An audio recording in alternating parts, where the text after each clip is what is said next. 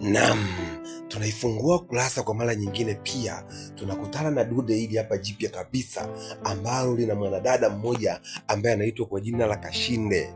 Kashinde ni mwanadada mmoja ambaye anapitia matatizo magumu sana, na anapitia wakati mgumu sana ambao binadamu yoyote hawezi kupitia wakati mgumu kama huo. Unajua ni wakati gani anaopitia Kashinde? Au ni wakati gani ambaye amekutana nao Kashinde? Au ni maswaibu yapi aliyomkuta huyu mwanadada Kashinde? Kwa sababu upo nami, ungefanya jambo la kiungwana. Kama ni mara yako ya kwanza, ungefanya jambo la kiungwana la kusubscribe channel yetu, ili uwe wa kwanza kabisa kupata vitu vyetu pindi bado vipya kabisa na vikiwa vinatoka jikoni kabisa. Mpenzi msikilizaji, hakika wewe utakuwa wa kwanza kuvipakua na utavila vikiwa bado vya moto, mpenzi msikilizaji, na utaenjoy na kufurahia katika story yetu hii mpya kabisa ambayo tunaitoa kwa siku ya leo. Mpenzi msikilizaji, tunafungua ukurasa, tunamuona mwanadada mmoja ambaye anatambulika kwa jina la Kashinde. Kashinde alikuwa anaishi mwenyewe, lakini nyumba ilikuwa ni kubwa, alafu ni ya kitajiri, lakini hana mtu yeyote anaishi naye, ila anaonekana sio mwenye furaha kusherekea ile utajiri aliyokuwa nao. Kwa sababu gani? Hatuelewi. Kwa sababu tuko pamoja, tutajua nini kwa sababu anachokifanya huyu Kashinde mpaka anakuwa ni tajiri na hafurahia utajiri wake, na anakuwa anasikitika sana. Muda mwingi anakuwa ni mtu mwenye mawazo na kusikiliza kila siku akiwa analia tu. Mwanadada huyu Kashinde, wanaume wengi wamekuwa wakimfuata na akitaka kumuoa, lakini amekuwa akikataa wanaume na alikuwa analia sana. Kila mwanaume atakayeenda kumtongoza na kutaka kumuoa, basi alikuwa anamwalizia, anaanzia kulia tu hapo. Yani unapoanza tu kumtongoza, anaanza kulia bila sababu, na huwezi ukajua mpaka hadi wewe mwenyewe unaogopa na unanyamazisha vya kutosha, na mpaka unachoka, unaamua kuondoka, unamwacha analia. Haikujulikana sababu ni nini akiwa analia, na kati mali anazo na pesa anazo pia, na anaishi jumba zuri la kifarume, na ni mrembo, ni mzuri, masharaka, ajaliwa ngozi nyororo, na ngozi imetelemea, ngozi utafikiri imepakwa mafuta, yani imeng'aa. Alafu pia ni ngozi ni laini kama embe liloiva. Lakini cha ajabu, kila mwanaume anaenda kumfuata, akianza kumtongoza ni anaanza kulia, mpaka mwisho wa siku mwanaume unaondoka mwenyewe na kumwacha jinsi alivyo. Siku moja kuna mwanaume mmoja ambaye alikuwa anatambulika kwa jina la James. James alimfuata Kashinde na kumwambia, Kashinde, mimi nakupenda, nahitaji nikuoe. Kwa nini hutaki kuolewa? Wanaume wengi nimepata sifa zako, wamekuwa wakikufuata na unakuwa unalia, hauelezi chochote wala husemi chochote, unakuwa unalia mpaka hadi wanaamua kuondoka. Leo mimi nimekuja, nahitaji uniambie, yaani nahitaji kufahamu kitu kimoja tu, kwamba una tatizo gani ambalo linakufanya mpaka unakataa wanaume na mpaka unakuwa unalia, kwa sababu gani? Kashinde aliongea haya akamwambia, James, napenda sana kuolewa, napenda sana kuishi na mwanaume, napenda sana kuishi huru nikiwa na mimi na enjoy kama wanawake wengine, lakini nipo katika minyororo ambayo sitoweza kutoka, na minyororo hii nimesababishiwa na mtu ambaye ni damu yangu. Alimuuliza, ni damu ipi au ni kipi ambacho kimekusibu mpaka unaongea maneno mazito kama hayo Kashinde? James akiwa anamuuliza. Kashinde akamwambia, kiukweli naumia sana, siwezi kuelezea, sijui nifanyaje ili niweze kuelezea hichi kitu, na siwezi kujua kwa sababu gani yananitokea mimi. Kwa nini yasingemtokea hata mtu mwingine? Kwa nini yasingemtokea hata mtu mwingine yoyote? Mimi sielewi, sijui. Akamwambia Kashinde. Baada ya Kashinde kumwambia James kwamba sielewi kinachoendelea katika maisha yangu na wala sifahamu hatima ya maisha yangu ni nini, hakika najutia kwa hichi kitu ambacho kinanitokea. Kashinde, una shida gani? James alimuuliza. Baada ya James kumuuliza Kashinde una shida gani, Kashinde alianza kulia. Alilia kwa kipindi kirefu sana, mpaka sasa James aliamua kuchoka na kutaka kuondoka kabisa, kuondoka ili asikae tena hapo, kwa sababu alimuona mtu ambaye sasa kama ni analia tu, hataki kusema kitu ambacho kinamsibu, wala hataki kusema tatizo linalomtatiza ni nini, ni analia tu. Kiukweli ilikuwa ni changamoto sana. Maisha alikuwa anapitia huyu Kashinde alikuwa ni magumu sana, lakini siku hiyo aliamua kutoa upweke na kusema. James anamwambia, mimi napenda sana kuolewa, napenda sana niishi na mwanaume, maisha yangu ni magumu sana, maisha yangu sielewi. Akamwambia tatizo ni nini, shida ni nini Kashinde, niambie. Kashinde alimwambia mimi na tatizo moja tu ambalo linanifanya mimi nisitafute wanaume wala nisiolewe na wanaume, na uwezo kawa wa kuwa hata napika jikoni, nikiwa nimesimama tu napika chakula, niko jikoni, lakini cha kushangaza najikuta nimeloa sehemu zangu za siri, haniyakuwa kana kwamba nimefanyiwa mapenzi, lakini sijafanya na mtu yoyote wala sijaona mtu yoyote. Hali hiyo imekuwa ikinitokea na kunisumbua sana. Wakati mwingine naweza nikawa tu nimelala, nikiamka najikuta tayari nimefanya mapenzi na mtu, lakini huyo mtu sifahamu ni nini ambacho yaani sielewi ni nini ambacho kinanitokea. Sasa hali hiyo imekuwa ikinitesa na ikinisumbua. Nawaza, je, itakuwaje kama nitakuwa na mwanaume halafu nikawa natokewa na hali kama hii? Huyo mwanaume mimi nitamwambia nini? Au mimi nitamweleza nini huyo mwanaume? Au nitaongea nini ili anifahamu kwamba mimi labda Kashinde akasema kwamba James, kiukweli nitakwambia leo hichi kitu ambacho nataka nikueleze leo, naomba uzingatie. Hilo ndio tatizo kubwa ambalo linanisumbua mimi. Mara zote nimekuwa hivyo, kila nikilala naota au najikuta nimefanya mapenzi na mtu, lakini sijielewi, najikuta tu nimefanya.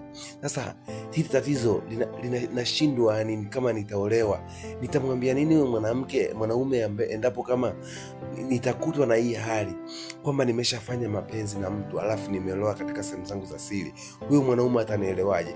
Au labda ndo huenda yeye anahitaji tendo la ndoa alafu akakuta mimi nimeshaloa kama hivyo, itakuwaje ukifikiria? Basi James alimwangalia na akamwonea huruma sana Kashinde. Akamwambia, Kashinde, mimi nakupenda na nahitaji nikuoe na nitafanya juu chini mpaka nitakuoa. Hakika kwa sababu umeniambia tatizo lako, basi nitafanya namna yote na nitalishughulikia. Akasema, Kashinde, utalishughulikiaje? Wewe unaweza ukalishughulikiaje? Kwa sababu hili tatizo limekuwa likinisumbua muda mrefu na sielewi shida ni nini. James alimwambia Kashinde, huenda labda kuna vitu viwili.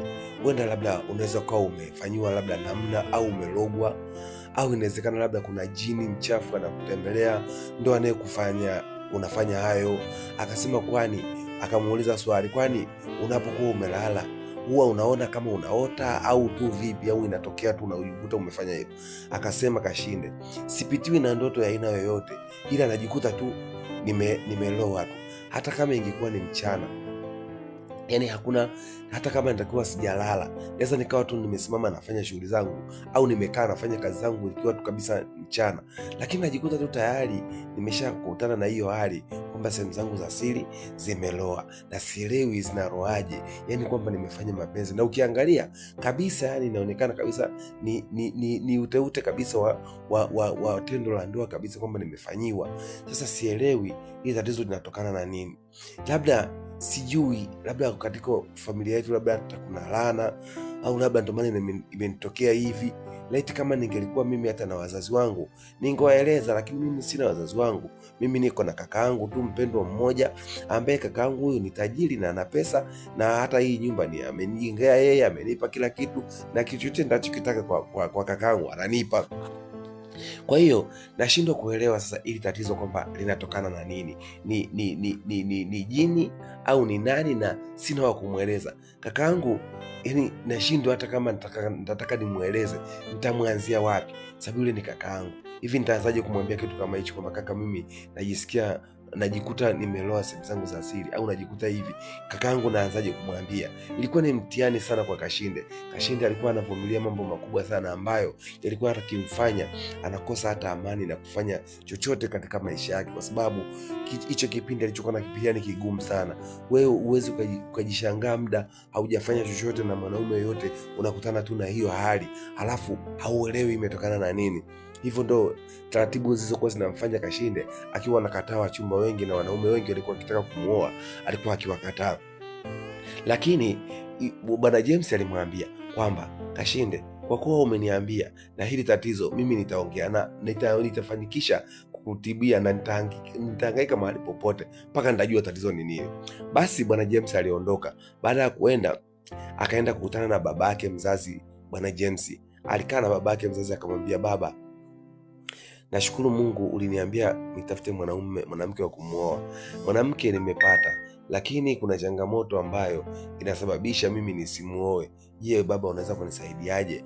Akamwambia, ni changamoto gani hiyo mwanangu? Unaweza kuniambia labda ni tatizo gani? Akamwambia, nimetafuta mwanamke kwa kipindi kirefu sana.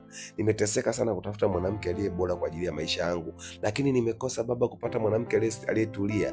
Lakini kuna mwanamke mmoja tu ambaye nimemwona ndo ametulia katika maisha yangu. Wanawake wengi wa sasa hivi baba hawajatulia. Mwanamke unamkuta ana mwanaume, lakini anaenda kuwa na mwanaume mwingine tena anadanga, na pia anakuwa na mwanaume mwingine anakuwa anatoka naye. Yani mwanamke mmoja anakuwa na wanaume zaidi ya 3, anakuwa na bodaboda wake, anakuwa na bajaji wake, anakuwa na rafiki yake sijui muuza nyama, anakuwa yani wanaume kibao. Lakini kuna mwanamke mmoja tu ambaye nimemwona ambaye amenifaa katika maisha yangu baba, na ametulia sana. Yule mzee akamwambia, sasa mwanangu, kama una uhakika umemwona huyo mwanamke, si umtaje chapu, twende tukatoe posa tumuoe, umchukue umlete kwako. Akamwambia, baba, ndio maana nakwambia kuna tatizo. Hilo tatizo ndo nahitaji unipe ushauri au unisaidie, tunafanyaje? Yule mwanamke anasema tokea amezaliwa hajawahi kukutana na mwanaume wa aina yoyote, lakini amekuwa akijikuta anajikuta tu sehemu zake za siri kama amefanya tendo la ndoa, na hajui fanyaje, haelewi kilichomtokea mpaka kufanya hivyo. Sasa hicho kitu kikaa kinamtatiza sana na kinamsumbua sana, hivyo wanaume wengi wamekuwa wakitaka kumuoa, na wanaume wengi wamekuwa wakimfuata, wanahitaji wafunge naye ndoa, lakini amekuwa akiwagomea na akikataa. Na pia alikuwa mara nyingi ni mtu wa huzuni na kulia tu, mara nyingi analia sana. Kwa hiyo haieleweki tatizo ni nini. Sasa baba akamwambia, mwanangu, mbona hilo ni tatizo kubwa sana, na hilo tatizo linataka utulivu wa aina ya makini sana. Hebu ngoja nitaenda kumwona rafiki yangu, nitaongea naye, kisha zeni majibu atakayenipa nitakuja nitakueleza mwanangu, kwa sababu hili tatizo ni kubwa, inatakiwa kushirikiana hata na watu 2 watatu ili tuweze kupata ufumbuzi wa hilo tatizo. Kweli huyu binti anapitia magumu sana, hivyo tunahitaji kumsaidia ili akae katika hali yake ya usawa. Baba yake alipotoka hapo, alienda alimtafuta rafiki yake wa karibu ambaye ni mzee mwenzake, ambaye wanakaribiana kimakamo, lakini ni mzee mwenzie. Akamfuata mzee akamwambia, bwana, samahani bwana, nimekuja mzee mwenzangu na jambo nataka tujadili. Basi yule mzee akamwambia, karibu ndugu yangu, una shida gani? Akamwambia, bwana, kuna binti ambaye kijana wangu amempenda, anahitaji kumuoa, lakini yule binti ana changamoto 1, 2, 3. Angalia changamoto gani hiyo? Akamwambia changamoto alionayo, yule binti anasema hajawahi kukutana na mwanaume tokea amezaliwa, lakini kila anapokaa anajikuta tu ameloa sehemu za siri, kwamba amefanya na mapenzi na mtu, lakini haoni chochote wala haoni mtu yoyote. Na hiyo hali imekuwa ikimsumbua sana huyo binti, na ni binti mrembo na ni binti ambaye anajiheshimu sana, na ni binti mwelewa. Na yule binti hana wazazi wake walishafariki, anaishi na kakake tu. Kakake ndo yuko naye, na huyo kakake yeye ni tajiri ambaye ana mali na fedha tu nyingi, lakini hana ile, yani akienda kwa dadake ni kumpa tu chochote anachokitaji anaondoka. Basi yule rafiki yake akamwambia, hilo ni tatizo, kwa sababu umekuja kwangu nikupe ushauri, mimi nilikuwa nakushauri twende kwa mtaalamu tukajaribu kuangalia shida ni nini. Basi walitoka na yule mzee mwenzie wakaenda kwa mtaalamu mmoja, ambaye huyo mtaalamu alikuwa anapatikana Kusini. Walipofika kule kwa yule mtaalamu wakamweleza hilo tatizo. Mtaalamu akaangalia, kisha mtaalamu akacheka sana baada ya kuangalia ile tatizo, maana walifika tu akamwambia, tuna matatizo, tunaomba tushughulikie. Mtaalamu hakuongea kitu, alianza tu kuangalia kwanza hilo tatizo linakuaje. Akapiga bao lake. Baada ya kumaliza kupiga bao lake, akakuta ni tatizo moja ambalo ni dogo afu pia ni kubwa sana. Pia alianza kucheka tu. Wakati anacheka, ilibidi wale wazee wamuulize, sasa mtaalamu, mbona unacheka, shida ni nini? Akasema, huyo mtu mnayemwongelea au mnayesemea sio kwamba hajawahi kufanya mapenzi tokea amezaliwa, au katika ukubwa wake, katika uhusiano wake hajawahi kukutana na mwanaume. Huyo unavyoona kila siku anaota kwamba anajikuta ameloa sehemu za siri, ni kwamba anafanya tendo la ndoa bila yeye kufahamu, na mtu anayefanya naye ni mtu wake ambaye ni damu yake, lakini ni kwa madawa, kwa makafara ambayo huyo mtu ameingia mkataba na utajiri ambao ni wa makafara wa kulala na nini na ndugu yake. Hivyo ndio kitu ambacho kinafanyika mpaka anajikuta huyo mwanadada kila siku ameloa sehemu za siri. Akamwambia, hatuja kuelewa bado, naomba utufafanulie vizuri tuweze kujua. Akasema huyo binti hana wazazi. Wakamwambia ndio, naam, hana wazazi kabisa, anaishi na kaka yake tu. Akasema sasa huyo kaka yake ndio mwanaume ambaye anamuingilia kimwili kila siku dada yake, na hayo ni makafara ya kimali. Alienda sehemu akatafuta mali, akaambiwa kwamba inabidi utafute kafara la kulala na dada yako ili upate mali. Yule kaka akamwambia kwamba talalaje na dada yangu, huku akiwa anajielewa na hawezi kukubali, maana sisi tumebaki wawili tu, wazazi wetu wamefariki, hivyo dada yangu ataona kama mimi nafanyaje, kama namnyanyasa kwa kitendo cha kulala naye. Je, nitafanyaje? Ilibidi mganga akamfanyia kimazingara ambayo anamuingilia dada yake bila kujijua, na dada yake anajikuta tu amefanya tendo la ndoa bila kufahamu, lakini anayetenda naye hilo tendo la ndoa ni kaka yake mwenyewe. Akamwambia, je, sasa tunafanyaje? Unaweza kutusaidia? Akamwambia, mimi siwezi kuwasaidia hilo tatizo, maana nimeliona kwangu ni zito, sitoweza kuwasaidia, ila nitafanya namna, alafu nitawapigia simu, nitawaelekeza mahali mtakapokuwa mmeenda. Basi walirudi. Waliporudi wakafika, ile mzazi sasa ambaye ni babake na James akamfuata, akamwambia, James, kuna jambo kubwa sana ambalo limetokea. Akamwambia, jambo gani baba? Mbona unanitisha na kuanza kuniogopesha? Mwili wangu umekuwa unatetemeka, na pia jasho jembamba likinitoka, na pia nikiona hofu ya moyo, mapigo ya moyo yakipanda, mapigo ya moyo yakipanda na kushuka. Una tatizo gani baba? Hebu niambie. Akamwambia, kuna tatizo kubwa sana mwanangu. Yule binti nilikuwa nakushauri kama unaweza achana naye, tafuta mwanamke mwingine. James alimwambia, baba, hapana, siwezi kumwacha yule mwanamke kwa sababu nampenda. Mbali na kumpenda, nahitaji nimsaidie kwa sababu ni binadamu mwenzangu, na pia matatizo anayoyapitia ni sawasawa na mimi ningeyapitia mimi, au angepitia mtu yoyote, au angepitia hata dadangu, au angepitia hata ndugu yangu yoyote. Kwa hivyo natamani nimsaidie hilo tatizo, kwa sababu siwezi kumwacha akiwa katika hali hiyo. Baba alimwambia, tatizo ni kubwa sana mwanangu, na huenda likakuletea madhara makubwa au likakusababishia shida. Kwa nini usitafute tu mwanamke mwingine mwanangu, ukaoa tu ukawa na utulivu? Akamwambia, hapana baba, mimi yule ndo mwanamke niliyempenda na ndo mwanamke ninayemhitaji katika maisha yangu. Siwezi kukubali kutafuta mwanamke mwingine wakati mwanamke wa moyo wangu ambaye yupo nampenda yupo na namuona. Hivyo nitakuwa nikiitesa moyo wangu, na pia hata hivyo binti wa watu nitamtesa, sababu nitaoa binti ambaye nitakuwa sijampenda kutoka rohoni mwangu, hivyo nitampa shida tu ya kumtesa. Mbona nioe kitu ambacho nakipenda kutoka rohoni kwangu, ili nikitendee haki kutoka kwenye moyo wangu? Lakini baba, ukinilazimisha nikaoa mwanamke ambaye atakuwa hana thamani kwangu, nitakuwa sitomthamini na pia nitamnyanyasa tu. Kwa hivyo binti watu atakuwa akiteseka na akilia kila siku, na mimi hicho kitu ndo sipendi, kumtesa mtu au kumliza mtu.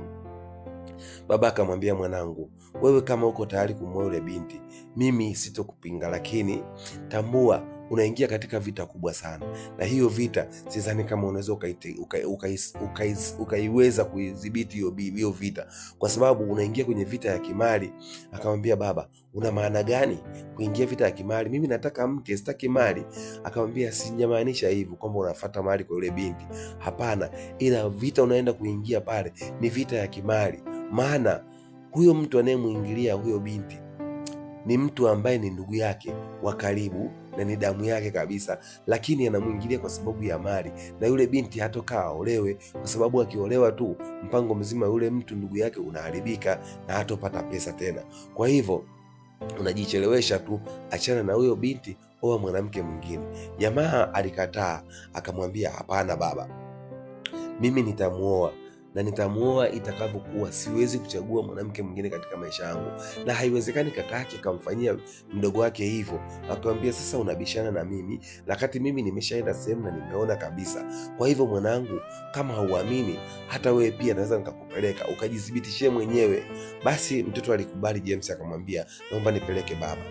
Kashinde huku akiwa haelewi lolote lile, akiwa anasubiria majibu kutoka kwa James ambaye alimwambia atamsaidia, na pia alimwambia, mimi ndo tumaini lako na mimi ndo mpenzi wako nitakaye kuoa. Hivyo Kashinde alitokea kumwamini kweli kijana huyo, na akamwambia kwamba kama utanisaidia, hakika mimi nitashukuru na hakika nitakuwa wa kwako. Basi waliondoka kwenda kwa yule mzee ambaye ni dokta. Walipofika kwa yule mganga, wakamweleza. Ile mzee akamwambia kwamba huyu ndio kijana wangu anataka kumuoa yule binti. Mzee akamwambia kwamba yule sasa mganga akamwambia James, unaingia katika matatizo na vita kubwa. Je, unaweza ukahimili? James akamwambia, na uwezo wa kuhimili chochote, wewe niambie ni nini nachotakiwa nikifanye. Akamwambia yule binti anafanya mapenzi na kaka yake kwa kisiri bila yeye kufahamu. Kaka yake ndo anayefahamu ukweli mzima, na yote haya ni kwa sababu ya mali. Ilikuwa ni tamaa ya mali, alienda kutafuta mali, akaambiwa amtoe kafara dada yake, akakataa.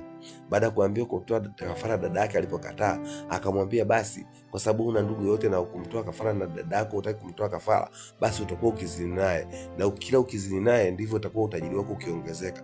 Hivyo alikubali, akawa kizini na dada yake wa tumbo moja kabisa wa kuzaliwa naye, ili kwa ajili ya kujipatia mali zaidi. Na ndio maana yule binti haolewi na wala hapati mwanaume wa aina yoyote, kwa sababu amekuwa akizini siku zote na kaka yake. Lakini yeye binti hafahamu hilo, ila kaka yake anafahamu fika. Kwa hivyo baba yako anachokuambia yuko sahihi. Unapotaka umoe huyu binti, unaingia katika vita ya kimali, kwamba kaka yake hatokubali, kwa sababu anahisi kwamba utakapomuoa yeye hatoweza tena kumuingilia, itakuwa umeharibu miko na tamaduni ambazo amejiwekea katika mali zake. Kwa hivyo mali zake zitaporomoka, hivyo atakuwa na visa na wewe, na itakuwa ni ugomvi mkubwa, na mtakuwa mkipambana na kugombana. Je, uko tayari kwa hilo? James alisema, kwa kuwa huyu binti anaonelewa na kufanyiwa vitu ambavyo si sahihi katika maisha ya kibinadamu na tamaduni zetu za Kiafrika, mimi nitafanya juu chini na nitafanya namna yote mpaka nitamuondoa kwenye hii suruba na shida, kwa sababu hili ni tatizo hata Mungu hapendi, hakika ni dhambi. Kwa hivyo nitajitahidi kwa namna yoyote ili nimuokoe huyu binti. Anapitia katika wakati mgumu kwa sababu haoni raha yoyote ya kimaisha. Kama anatokewa na tatizo kama hili, halafu watu tunafahamu, labda tukawa tunaangalia, inakuwa ni dhambi hata kwetu. Je, unaweza kunisaidiaje mtaalamu? Akamwambia, nitakuelekeza, kuna mtu ambaye yuko magharibi, huyo mtu ndio atakayewasaidia. Huyo Kalumanzira anaishi magharibi, lakini huyo ndio kila kitu ambacho ataweza kawasaidia. Mngemfuata mkaongea naye, huyo ndio angeweza kuwasaidia. Na ndio maana nilimwambia babako, wewe nifanyie utaratibu wa kuangalia ni nani atakayeweza kuwasaidia tatizo hili, kwa sababu mimi siliwezi, uwezo wangu ni mdogo. Na ndio maana mimi huwa napenda kusema ukweli kwamba nendeni kwa huyo mtaalamu ambaye anatokea pande za magharibi, huyo ndio atakayewafanikishia mambo yenu. Basi walitoka pale na kuelekea moja kwa moja mpaka huko, lakini kabla hawajaenda huko walirudi kwanza nyumbani, wakaenda kujipanga. Wakati wamejipanga, James alitaka kwenda kumwambia yule binti kwamba kinachomtokea ni nini, lakini baba akamzuia, akamwambia, mwanangu, ukishaenda kumwambia utasababisha uhasama na ugomvi, na utasababisha hili lisifanikiwe. Ili tufanikiwe jambo letu kwa vizuri, tungefanya kwanza sisi wenyewe kimya na kuweza kudhibiti kwanza, alafu itakapokuwa imekaribia sasa inataka kukamilika, ndipo tutakapomshirikisha binti, au tukajue kwanza mtaalamu anasemaje. Atakapokuwa tayari yeye, ndipo atakapotupa majibu tunafanyaje. Basi walikubaliana, wakaondoka, wakaenda kwa huyo mtaalamu. Mtaalamu akawaambia kwamba ni kweli huyu binti ana matatizo hayo, na hayo matatizo ndio yanasababishwa na huyo kaka yake ambaye ni kaka yake kipenzi kabisa. Lakini sasa ili kumtibia huyo, ilitakiwa mje na yeye mwenyewe huyo binti, lakini mnapomwacha mkaja nyinyi haiwezekani, kwa sababu huyo mtu inatakiwa hilo kafara litolewe mwilini mwake akiwepo hapa na yeye mwenyewe. Sasa wakajiuliza kwamba je, huyo binti anaweza kukubaliana na hilo? Watafanyaje? Wakamwambia yule mtaalamu kwamba hauwezi kufanya chochote, kwamba ukafanya hata akiwa yeye hayupo. Akamwambia haiwezekani, kwa sababu hicho kitu kimetegwa ni kikubwa mno, na endapo kama tutafanya hivi bila yeye kuwepo, hakika hata sisi wenyewe tunaweza tukaangamia. Inatakiwa yeye mwenyewe awepo, kuna vitu vya kufanya ili tuweze kulitoa hiyo kitu na mambo yake yaweze kukaa sawa. Basi wakawa wamerudi nyumbani huku wakiwa wana mawazo sana, na wakawa wanafikiria kwamba watafanyaje ili wamweleze yule binti ili aweze kuelewa. Basi James alienda na kumuita yule ambaye sasa Kashinde, akamwambia, Kashinde, samani, nilikuwa nahitaji kuongea na wewe. Kashinde akamwambia, naam, na kusikiliza. Akamwambia Kashinde, nimekuja nataka nikueleze jambo moja la muhimu sana, lakini kwanza ningeomba unisamehe, ningeomba unisamehe mpenzi wangu, hakika nakupenda. Alikuwa anaongea mpaka akilia machozi bwana James. Akamwambia, hakika Kashinde, mimi nakupenda sana, nahitaji nikuoe na nahitaji uwe mke wangu, lakini kutokana na jinsi tulivyoongea siku zile, na nikakwambia nitakushughulikia na utapona ile tatizo ambalo linakusumbua, lakini nimekuja kugundua tatizo hili ni kubwa sana. Je, uko tayari mimi kukueleza? Akamwambia, ndiyo, mimi nipo tayari, kama unaweza kuniambia niambie. Lakini akamwambia, naomba unisamehe, lakini usije ukanifikiria vibaya, wala sina nia mbaya na wewe, nahitaji kukufahamu tu, nikukueleza tu ili ufahamu. Akamwambia, sawa James, mbona unakuwa na wasiwasi? Mimi ni yangu na haki yangu kutaka kupona, na furaha sana endapo nitapona. Kwa hiyo naomba niambie, wala usiogope, niambie ukweli tu, nini ambacho kinaendelea. Basi bwana James akamwambia, hili tatizo linasababishwa na ndugu yako wa damu ambaye ni kaka yako. Kashinde alishtuka sana, akasema, unaongea nini? Ina maana yani umekosa yote ya kuongea ndio unakuja kuniambia mambo kama haya? Kweli naomba utoke kwangu, naomba utoke kwangu, nimekwambia toka kwangu, sitaki kukuona. James akamwambia, Kashinde, naomba nisikilize. Akamwambia, nimekwambia toka kwangu. Basi aliondoka huku akiwa anataka kurudi, anamwambia kwamba naomba nisikilize Kashinde. Akamwambia, nimekwambia toka kwangu, siwezi kukusikiliza. Kashinde alilia sana na alihuzunika, alilia kwa muda mrefu sana. Basi bwana aliondoka. Baada ya kuondoka akaenda kumweleza baba yake bwana James kwamba, baba, nimemweleza Kashinde, baada ya kumwambia tatizo linatokana na kaka yako, basi amenifukuza kwa kuniambia toka kabisa, sitaki hata kukuona, na ameniambia ondoka kabisa. Akamwambia, nilikwambia binti yangu na ni kijana wangu, nilikwambia huyu binti ungeachana naye utafute mwanamke mwingine, lakini umeng'ang'ania. Sasa angalia kinachotokea, tatizo ni la kwake na wewe ndio unataka umsaidie na bado anakufukuza. Sasa je, hapo haki iko wapi? Akamwambia, hapana, yule hajifahamu na wala hajielewi. Ningepaswa tukupata muda mzuri wa kumbembeleza na angekubali, na ningempata tu kumweleza muda mzuri, atakubali na nitamsaidia. Hakika mimi nitarudi kwa mara nyingine. Akamwambia, sawa, haina shida, mimi nitakuangalia tutakachokifanya. Basi James alirudi tena. Siku hiyo alipogonga hodi, Kashinde hakutaka kufungua mlango. Akamwambia Kashinde, naomba nielewe, samahani, nisikilize japo kwa dakika moja, naomba tafadhali, mimi ni wa kwako tu. Hata utakaposema siku ambaye nitafanikisha kukusaidia, ndipo utakapoamini msaada wangu mimi ni nini. Naomba nisikilize kwa makini. Akamwambia, sitaki hata kukuona, naomba uondoke. Akamwambia, tafadhali, naomba fungua mlango. Baada ya kumbembeleza kwa muda, basi Kashinde aliweza kumfungulia mlango. Akamwambia, usinieleze upuuzi ule uniambia siku ile. Akamwambia, hapana, siwezi kukueleza upuuzi, ila nataka nikwambie kitu kimoja. Mimi na baba yangu tulitoka tukaenda kwa mtaalamu mmoja, tukaenda kuangalia tatizo lako linasababishwa na nini. Basi yule mtaalamu ndipo alipotuambia kwamba wewe una tatizo la kulala na kaka yako. Kaka yako alienda katika makafara ya kutafuta mali. Baada ya kwenda katika makafara ya kutafuta mali, ndipo alipofanyiwa kafara la kukwambia kwamba akuue wewe, lakini akakataa swala la kukuua. Alipokataa swala la kukuua, akaambiwa basi utafanya uwe unalala na dada yako ili utajirike. Akakubali hilo tatizo kwamba atakubali kuwa analala na wewe ili atajirike. Ndipo alipoanza kufanya mapenzi na wewe bila wewe kufahamu, na anakuingilia kimwili mazingara kwamba kuna madawa ambaye anatumia, akishatumia anakuja kama vile jini, anakuingilia na wewe bila kujifahamu, lakini akishatoka mwilini ndio hivyo unajigundua kwamba umefanya tendo, lakini unayefanya naye ni kaka yako. Na ili uamini hili, naomba twende, kama uamini, twende mimi na wewe moja kwa moja hadi kwa babangu, tukaende kwa huyo mtaalamu, afu ataenda kukueleza. Basi walitoka moja kwa moja, aliweza kumuelewa na akamsikiliza, wakatoka paka kwa baba yake. Kufika kwa baba yake, baba akasema, nashukuru mwanangu kama umefanikisha kumleta huyu binti hapa, hakika unaonekana una upendo wa dhati sana kwa huyu binti. Na akamwambia binti, hakika umepata mwanaume, kama ni mwanaume umepata mwanaume bora. Huyu mimi ni kijana wangu, lakini sijawahi kuona akimsaidia mtu kwa kasi na kumsaidia mtu kwa nguvu kama anavyokusaidia wewe. Hakika upendo wake kwako utakuwa ni mzito sana.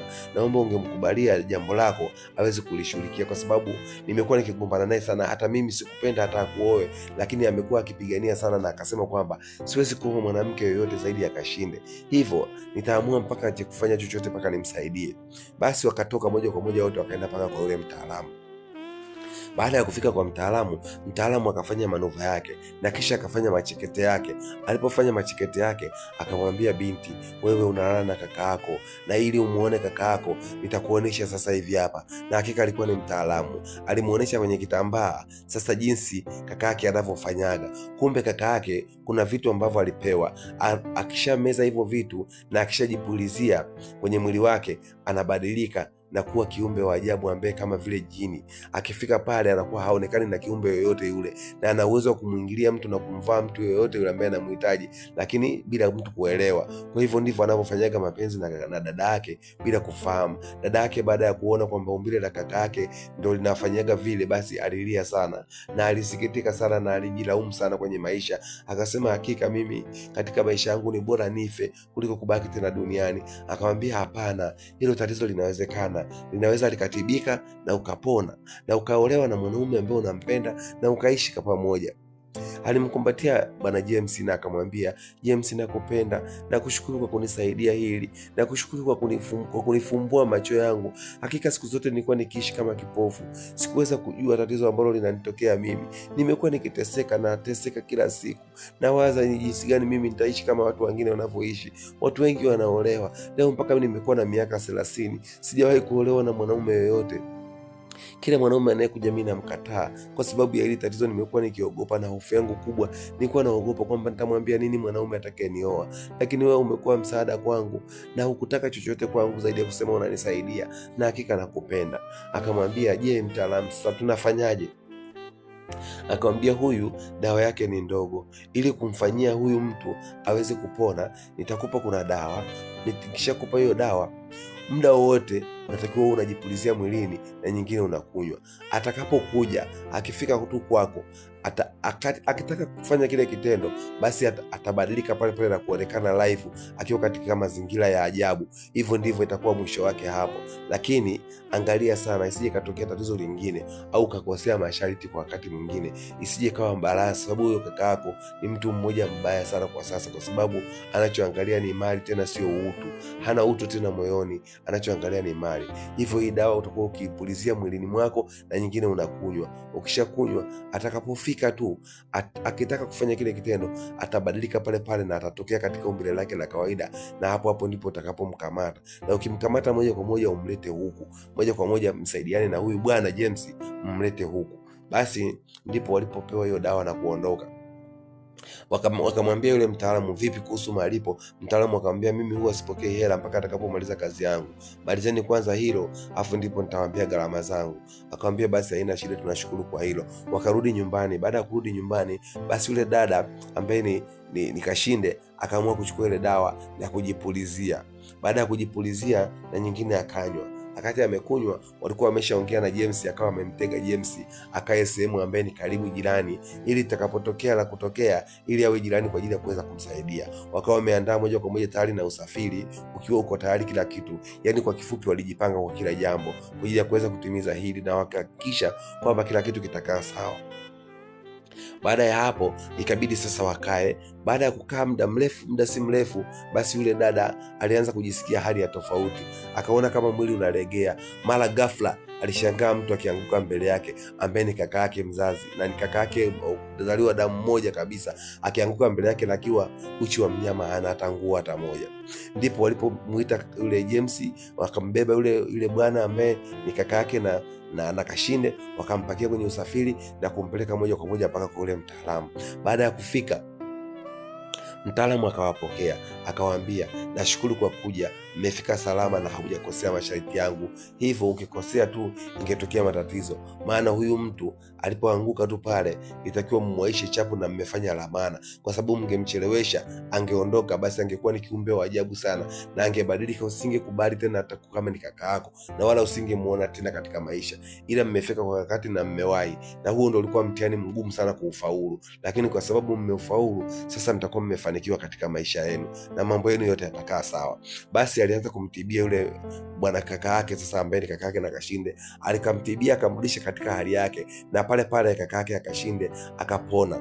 Baada ya kupona akawa mzima na kujitambua na kujielewa. Akamwambia, Kwa nini unafanya tukio kubwa kama hili? Wewe unachukua dawa za utajiri na kuweza kulala na dada yako. Je, hii ni tabia gani unayoifanya? Akamwambia mtaalamu, sikweli, naomba nisamehe sana. Dada yangu alimpigia magoti dada yake, akamwambia, dada yangu, naomba unisamehe sana. Hakika sikujua kama mimi yanaweza katokea haya matatizo makubwa kama haya, na wala sikujua ilikuwa ni tamaa tu za kimali, kwa sababu maisha yetu yalikuwa ni magumu, na nilihisi nitaishije mimi katika maisha haya magumu nikiangalia wewe ndo dada yangu wa kipekee, na siwezi kufanya kitu chochote bila kukusaidia wewe dada yangu. Hivyo ndivyo nilivyopewa hayo masharti, nikawa nimekubali na kuweza kufanya hivyo, ili mradi tu niweze kujipatia pesa na maisha yangu yaweze kuwa mazuri. Kwa hivyo dada yangu, naomba nisamehe sana, naomba nisamehe, sitakaa nirudie katika maisha yangu. Hakika dada yake alilia sana na kumwambia, kaka, kweli kakaangu, umesamini mali mpaka kuliko utu wangu. Kweli kakaangu, wewe ni wa kunifanyia hivi mimi. Kakaangu, umeenda kulala na mimi, hii aibu mimi naifichia wapi? James akamwambia, usiwe na wasiwasi, hiyo itakuwa ni siri yangu baina yangu wewe na mimi na babangu, na hakuna mtu yote atakayesema. Na kwa sababu mimi nakupenda, nitakuoa na nitakuheshimisha, na hakika utakuwa ni mwanamke wa kuheshimika, na hakuna mwanaume yoyote yule atakayekusalau, wala hakuna mtu yoyote atakayefahamu huu kweli. Huu kweli utabaki kuwa wa kwetu tu, na hakika maisha yetu yatabadilika na yatakuwa mazuri. Kashinde alisema, hivi kweli James, unachokiongea ni uko sahihi? Kweli kabisa wataniheshimisha mimi? Umeshagundua uchafu nilikuwa nikiufanya na kaka yangu, ingawa mimi sikufahamu. Ni tamaa za kaka yangu alizokuwa akizifanya kwa sababu ya mali na kwa sababu ya pesa, ndio tamaa hizi zilizokuwa zimempelekea mpaka kufanya yote haya. Lakini je, unaweza ukakubaliana kweli na kunisaidia? James akamwambia, mimi nitakuoa na nitaishi na wewe, mke wangu kipenzi, na sitokunyanyasa na sitokudharau, na hakika nitavumilia yote, kwa sababu haya yameisha. Hii itakuwa ni baina ya asili yetu tu sisi kama familia. Basi kaka yake naye aliomba msamaha, akamwomba James, akamwambia, James, kama kweli umeamua kukubali kumuoa mdogo wangu, hakika naomba umtunze na umjalie na umlinde vizuri. Hakika mimi najiona sio binadamu tena, najiona ni mnyama, najiona ni binafsi, najiona ni mtu wa tofauti katika haya maisha. Dunia imenifundisha, na hakika sitamani hata kuishi. Hii dunia sasa naiona kwangu ni mbaya kabisa, kwa sababu kitu ambacho nimekifanya na najiona aibu hata mwenyewe binafsi. Sitaki hata kujiona, ninajichukia binafsi. Mimi mwenyewe binafsi najichukia kwa hichi nilichokifanya. Kwa hivyo ninaombeni mnisamehe sana sana katika maisha yangu, nisameheni. Basi ndipo mganga aliposema gharama zake. Baba wa James akaamua kutoa zile gharama na kumtolea, ikiwa kama msaada wa kumsaidia binti yangu, yani kijana wake, kupata mwanamke bora na ili amuoe. Na yule binti, yule kaka akasema kwamba kwa sababu hizi gharama ulizozitoa hapa itakuwa kama ndo mahali ya mdogo wangu, kwa hiyo mimi nipo lazi, nimekubali. Na binti naye akasema, hata mimi nimekubali, kwa hii ndo mahali ambaye mimi nitaozeshwa nayo. Basi walipomaliza kutoa zile gharama, wakaamua kuondoka na kurejea nyumbani. Baada ya kurejea nyumbani, waliandaa bonge la sherehe, na ilifanyika bonge la sherehe pale kwao, na pia wakatangaziwa kila watu. Walikuja watu wa aina nyingi, kwa sababu watu wengi walikuwa wakimpenda sana Kashinde na walitaka kumtongoza kumuoa, lakini walishindwa. Basi waliposikia hiyo harusi ya Kashinde, wengi walishiriki sana na kwenda kujua kwamba ni kweli au ni uongo. Kwa hiyo watu walikuwa ni wengi mno, watu walijaa katika hiyo nyumba. Nyumba ilifurika watu wa kila aina, wengine hata hawakujulikana walipotoka. Basi ilifanyika bonge la sherehe na ndoa ikafungwa baina ya Kashinde na pamoja na James. Baada ya kumaliza kufunga ndoa, wakawa wanatoka sasa kuelekea katika chumba chao cha honeymoon. Lakini wakati wanaelekea katika chumba cha honeymoon, huku wakasikia nyuma kelele. Baada ya ndoa tu kuisha, wakasikia kelele. Baada ya kufika, wanaingia ndani, wakakuta kaka yake na Kashinde ameamua kujipoteza maisha yake, amejichoma kisu na kufa kwa sababu ya ile aibu aliyoipata na aibu iliyomtokea. Hivyo alivyokuwa ameshuhudia tu ndoa ya dada yake baada ya kukamilika, basi naye akaamua kujitoa uhai wake, akawa amefariki. Na pia baada ya kwenda honeymoon, sasa wakailisha honeymoon na wakaanza taratibu za msiba tena. Walilia sana na kuomboleza na kuomboleza, na dada akiwa analia anasema, kakaangu, kwa nini umefanya hivi? Hata kama ulinifanyia tukio baya, mimi nilikusamehe na mimi nilikubaliana na yote, kwa sababu ulifanya kwa sababu ya tamaa zako, lakini nilikuwa nimeshakusamehe. Kwa nini umeamua kuchukua jukumu la kujiua? Kwa nini umeamua kuchukua jukumu la kujiangamiza mwenyewe. Mimi sijapenda kweli, hichi kitu ulichokifanya ni kibaya sana. Ikabidi James ambembeleze sana mke wake mpenzi na kumwambia kwamba haya yote ni mipango ya Mungu. Kama Mungu alipanga iwe hivyo, basi ndio maana ikawa hivyo. Kwa hivyo usilie na kujutia. Matatizo yote huwa yanatokea kwa kipindi chake, na hiki ndio kipindi cha matatizo yako. Kwa hivyo naomba uvumilie na ujikaze, haya yote yataisha. Dada alilia sana. Basi walianza kufanya taratibu za kimazishi, na pia wakafanya utaratibu wa kuandaa kila kitu kikakaa sawa, na wakaenda kwenye mazishi wakazika. Baada ya kumaliza mazishi, wakawa wamerudi na kupanga safari yao waende kula honeymoon. Sehemu gani walioipanga? Walichagua sehemu moja nzuri sana, na wakaenda kuanza honeymoon yao kwa mara ya kwanza. Walifurahia tendo lao la ndoa wakiwa vizuri kabisa, na pia zile mali zote ambazo kaka yake alikuwa akizimiliki hazikuweza kupotea, zilibaki mikononi mwa dada yake. Majumba, mali, pesa, magari, yote yalibaki mikononi mwa yule dada ambaye ni dada yake, kwa sababu hawakuwa na ndugu mwingine, walikuwa ni wao wawili tu. Hivyo bwana James akawa amejifanikishia Dodo kupata toto zuri, na pia amemiliki na mali. Hivyo ndo ikawa mwisho wa story.